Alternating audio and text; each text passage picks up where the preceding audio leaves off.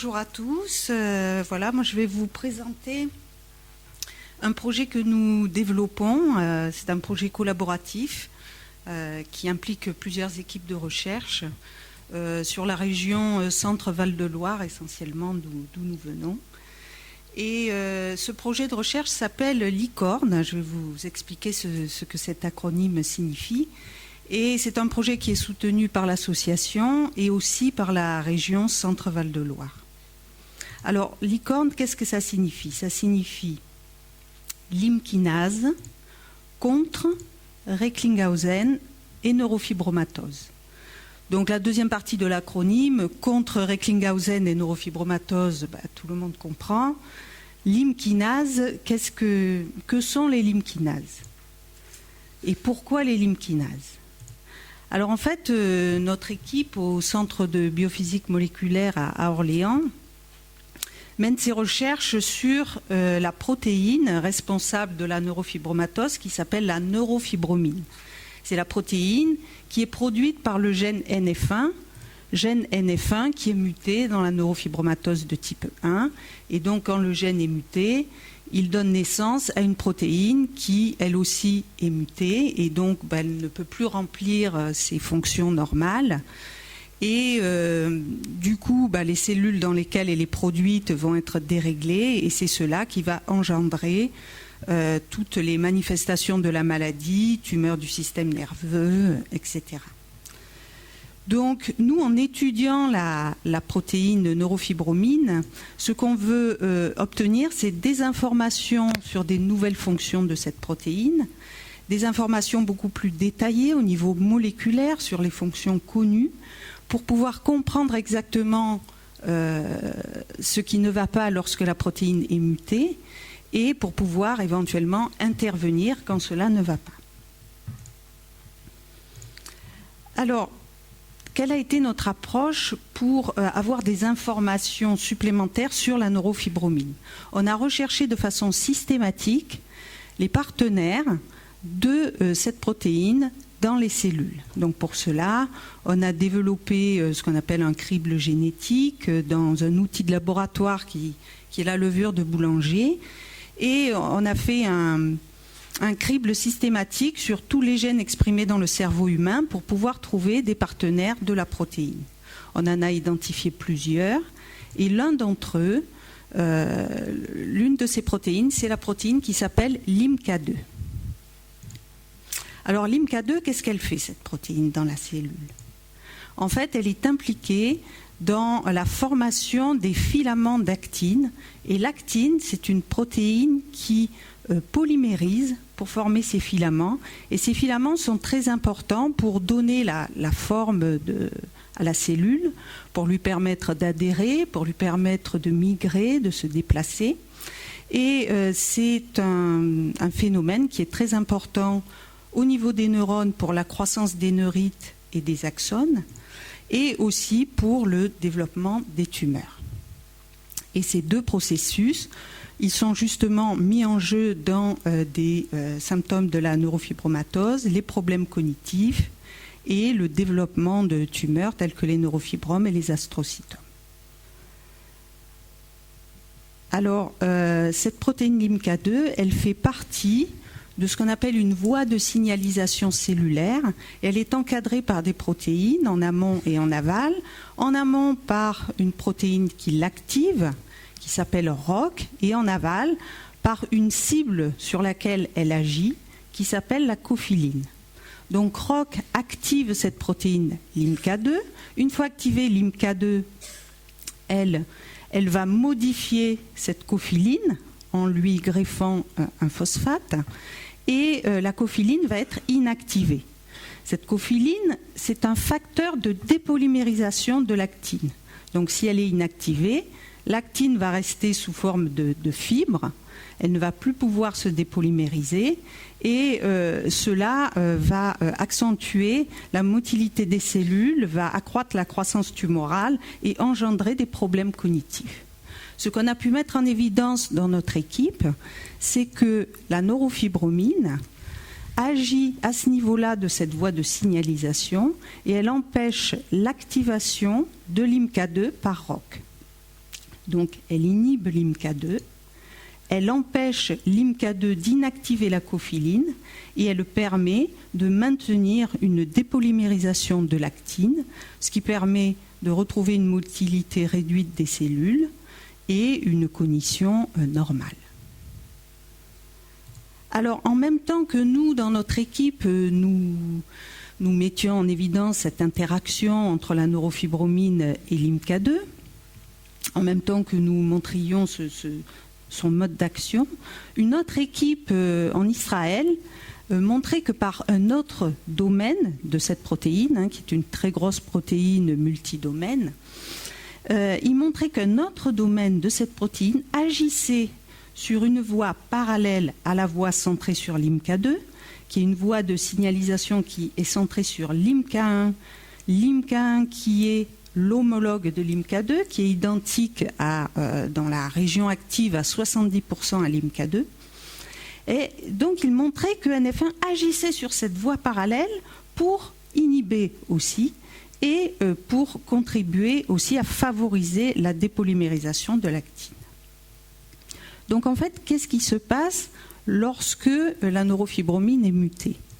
Eh bien, ces deux voies d'inhibition ne vont plus pouvoir se produire, et donc les protéines LIMCA1 et LIMCA2 vont être suractivées, ce qui va engendrer une polymérisation accrue de l'actine. Alors en fait, l'idée, c'est d'intervenir au niveau de ces protéines LIMCA1 et LIMCA2 suractivées avec des inhibiteurs, et en les inhibant, pouvoir mimer cette action inhibitrice de NF1 normal. Et donc le projet Licorne, en fait, c'est ça, c'est de rechercher de petites molécules inhibitrices de LIMCA1 et LIMCA2 pour mimer l'action de la protéine NF1. Alors ce projet, donc c'est un projet qui implique plusieurs équipes de recherche, donc notre équipe au CBM à Orléans, deux équipes de l'Institut de chimie organique et analytique à Orléans, en modélisation moléculaire et chimie organique, une équipe de Tours qui est impliquée dans la neurogénétique et les tests sur cellules neuronales et neurones, et puis une petite entreprise régionale qui est impliquée dans les tests in vivo sur des souris, essentiellement au niveau comportemental. Alors ce projet collaboratif, dans une première étape, il implique de la modélisation. Alors la modélisation, en quoi ça consiste? En fait, c'est une équipe qui va in silico, sur l'ordinateur, essayer de voir quelles sont les petites molécules les plus adaptées, qui seraient les plus adaptées pour aller inhiber nos protéines, LIMCA1 et LIMCA2. Donc voilà, ils font ça sur l'ordinateur et ils prédisent, d'après la structure dans l'espace des protéines LIMCA1 et LIMCA2, ce qui pourrait marcher le mieux. Donc ensuite, ils se mettent en contact avec l'équipe de chimie organique qui fait des synthèses pour leur donner des conseils sur les petites molécules à synthétiser qui auraient le plus de chances d'être efficaces. Donc les chimistes synthétisent ces molécules et ils nous les donnent à nous, biologistes, pour les tester sur les protéines purifiées et voir si elles ont une activité ou pas. In vitro, bien sûr, sur les protéines purifiées. Donc là, soit les protéines ont une certaine activité, soit elles n'en ont pas du tout. Si elles n'en ont pas du tout, c'est que la modélisation n'était pas bonne et il faut recommencer. Les hypothèses de départ ne devant pas être les bonnes, on passe au test d'autres hypothèses. Et comme ça, il y a de nombreux allers-retours jusqu'à ce que l'on puisse avoir en main des petites molécules synthétisées qui sont actives in vitro. Donc ces petites molécules actives in vitro, on va pouvoir ensuite les tester sur des cellules. Donc sur des cellules Nous avons fait le choix de les tester sur des cellules qui sont des cellules neuronales ou des neurones et de regarder la croissance des neurites, mais elles pourraient très bien être testées sur, par exemple, les modèles cellulaires dont Brigitte Vidot nous a parlé précédemment et qui seraient très précieux pour regarder les développements de tumeurs telles que les neurofibreux. Donc ensuite, si nous obtenons des petites molécules actives sur les cellules, on va pouvoir passer sur les tests in vivo, sur les souris, qui sont développés par la petite société de recherche préclinique qui est dans notre région. Alors, un petit peu plus de détails sur chacune de ces étapes. Au niveau modélisation, donc pour faire cela, il faut disposer de la structure tridimensionnelle dans l'espace des protéines LIMCA1 et LIMCA2. Donc, la structure tridimensionnelle de LIMCA1 est présente dans les banques de données. Par contre, celle de LIMCA2 n'y est pas. Donc, ce qu'ont fait les modélisateurs, c'est de construire ces structures par homologie à partir de celles de LIMCA1, sachant qu'il y a au niveau du site actif 70% d'identité entre les deux protéines. Ensuite, dans ces structures, ils essayent d'introduire dans le site actif les petites molécules inhibitrices. Il y en a quelques-unes qui sont connues sur LIMCA1 et LIMCA2 qui sont décrites et donc qui sont douées d'une activité inhibitrice. Et donc l'idée c'est de comprendre comment elles vont aller inhiber ces protéines d'essayer de voir quelles sont les interactions qui vont se nouer pour comprendre comment se fait l'amarrage moléculaire dans le site actif de ces protéines. Et ensuite de proposer aux chimistes des modifications, des ajouts de cycles, de groupements, afin d'améliorer ces composés de départ existants. Donc en fait, ce qui a été choisi comme point de départ pour la modélisation, c'est un composé qui était décrit dans la littérature, qui a été synthétisé en 2009, qui a une bonne activité sur LIMCA2, qui est utilisé dans des cas de glaucome, mais qui n'est pas utilisé, qui n'est pas injecté, qui n'est pas injecté dans la circulation. Donc on ne sait pas vraiment ce qui se passe avec ce produit, mais on pense que sans doute il doit y avoir une toxicité ou il est métabolisé trop vite. En tout cas, il n'est pas... il est utilisé de façon externe. Mais c'est un bon point de départ puisqu'il va aller inhiber ces enzymes et donc c'est un bon point de départ pour essayer de l'améliorer et de faire des choses beaucoup plus pertinentes. Et donc les modélisateurs ont proposé toute une série de modifications de cette molécule pour l'améliorer au niveau spécificité, stabilité, interaction, etc. Donc les chimistes se sont attelés à différentes synthèses et donc en fait ils ont coupé la petite molécule en morceaux, ils ont synthétisé différents morceaux, donc ils appellent ça des syntons, qu'ils assemblent ensuite. Et donc, ils nous donnent des molécules que l'on teste in vitro, c'est-à-dire sur des protéines purifiées.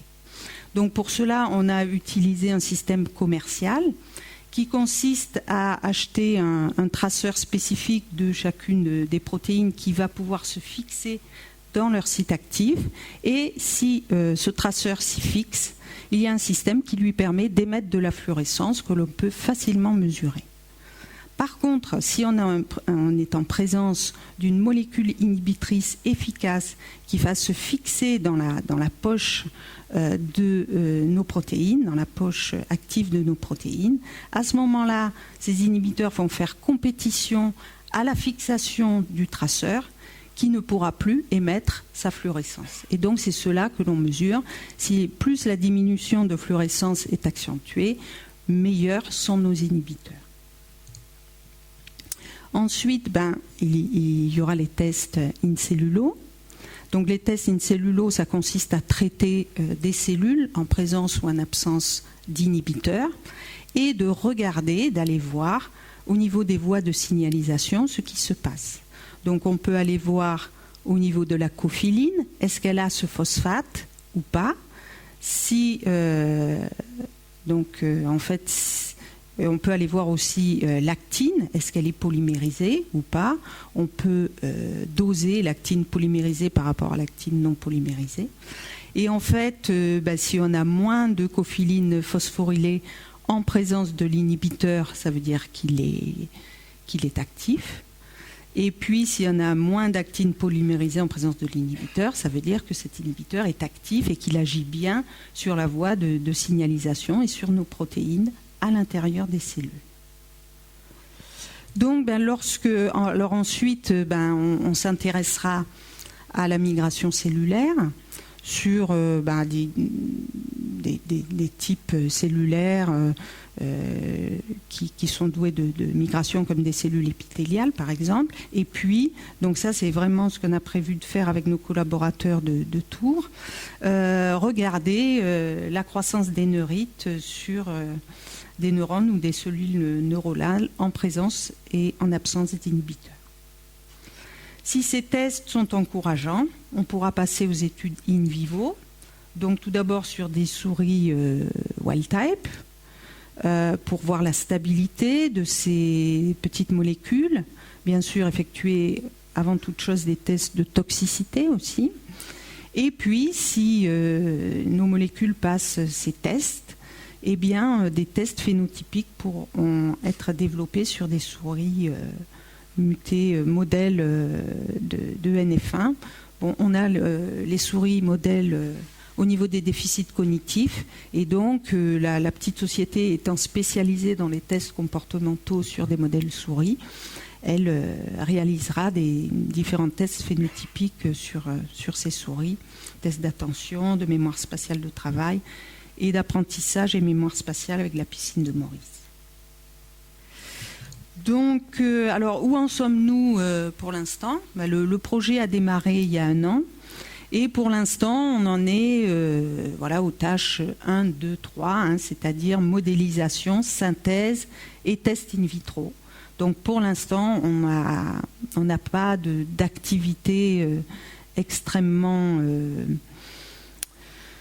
encourageante pour pouvoir poursuivre sur les tests in cellulo. Mais bon, on a bon espoir. On fait petit à petit le tour des modifications et on espère pouvoir bientôt attaquer les tests sur cellules. Et puis, d'ici la fin du projet, c'est-à-dire dans 3 ans, pouvoir faire les premiers tests sur les souris. Donc voilà, j'arrive au bout de ce que je voulais dire sur ce projet. Je vous remercie de votre attention et puis surtout de votre soutien. Merci beaucoup.